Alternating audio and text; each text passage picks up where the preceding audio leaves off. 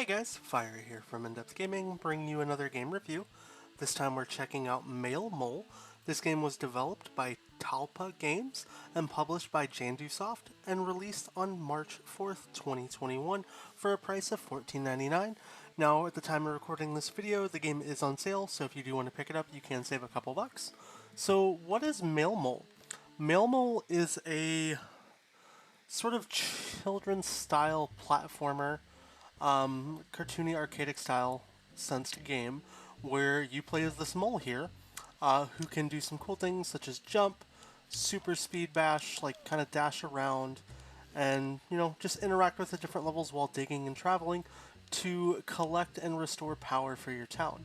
Now, there's over 20 different levels and many different varieties in how the levels work. I'm going to dive into the first level here real quick and kind of show you, how the game works and how the mechanics play out.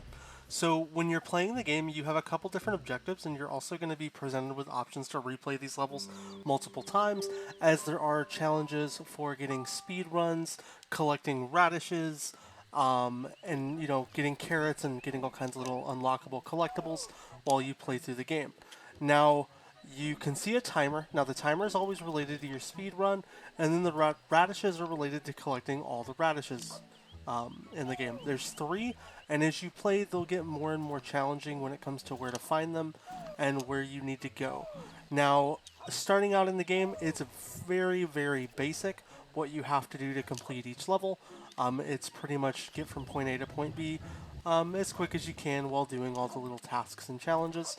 I will let you know that if you are looking at this game in the sense of a completion style game, it's a pseudo easy / a little challenging completion because the time run achievements can be very difficult to well accomplish, as well as you have to figure out the right paths on how to do everything.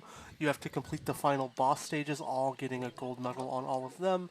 And then even there's some racing options where you do mole races, and you have to best every character in that game. Now, I've completed the entire game from a sense of beating all the levels so far. The game is roughly, I don't know, you can get an easy like 700 to 800 gamer score depending on the amount of effort you want to put into the game. But if you do want to go for every achievement, it will take you some time because, like I said, you do have to do all the little nuances in the level. Now, once you get to the end of the level, you'll know you have completed a level because there's a little mailbox, so to speak, where you're a mailman who's a mole. You deliver the mail and go back and forth as you try to restore power to your entire town. Now, you can see your challenge levels for speedrunning levels presented by the little like gold, silver, bronze medals. Once you get gold medal on a level, you never have to do it again, but you do need to kind of complete every little task to get every level done and fully complete the game if you want to knock out all the achievements. Now, just a quick glance at the achievements that I still don't have completed after spending about 4 hours in the game is for buying all the outfits, winning all the races, radishes, and then all the gold medals, because frankly, that will take a lot of time. I don't necessarily care about getting all the achievements in every game. I try to get what I can, but nothing, I don't go for absolutely everything. Now, when the game first starts out, you're going to be slowly presented with different zones that you can explore and interact with, and then it's going to ramp up to additional zones as you play. Now, some of these later levels do get a lot more challenging. I'll dive into one here right now so you can kind of see a little of the variety. This is one of the ghost levels where blocks kind of disappear on you and they move and appear based on how you jump. You'll get things like that, or spike traps as you can see here, fireballs being fired at you.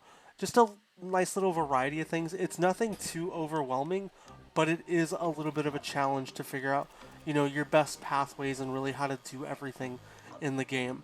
Now, if you do start to get lost, the game does give you some sort of guided arrows helping you figure out where you need to go, but for the most part, you can just kind of explore where you'd like to as you try to find your best routes.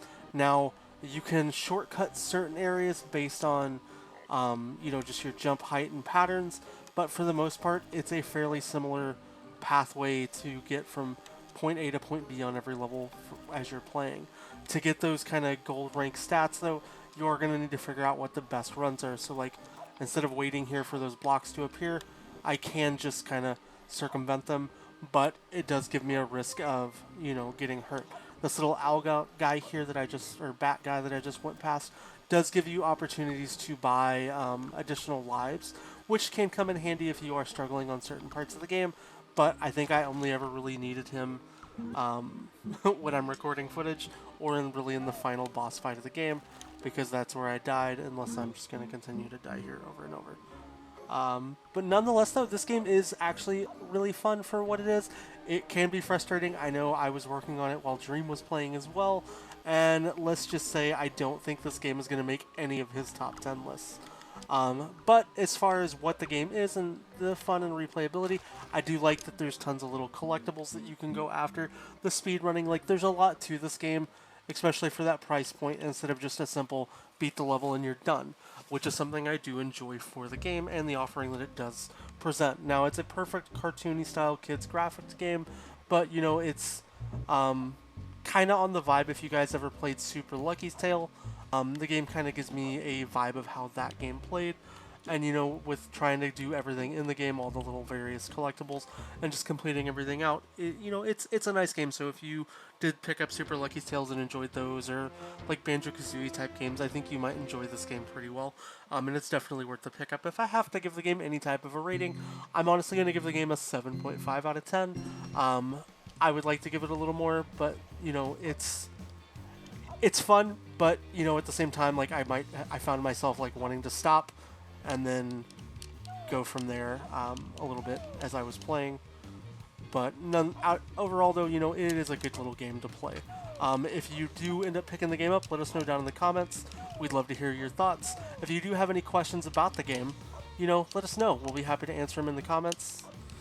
But outside of that, I hope you guys have a great day. If you have any questions, though, like we said, do drop them down below. And if you haven't already subscribed to the channel, like the video if you enjoyed it. And I hope you guys have a great day. I don't think I'm going to catch this other mole as he beats me.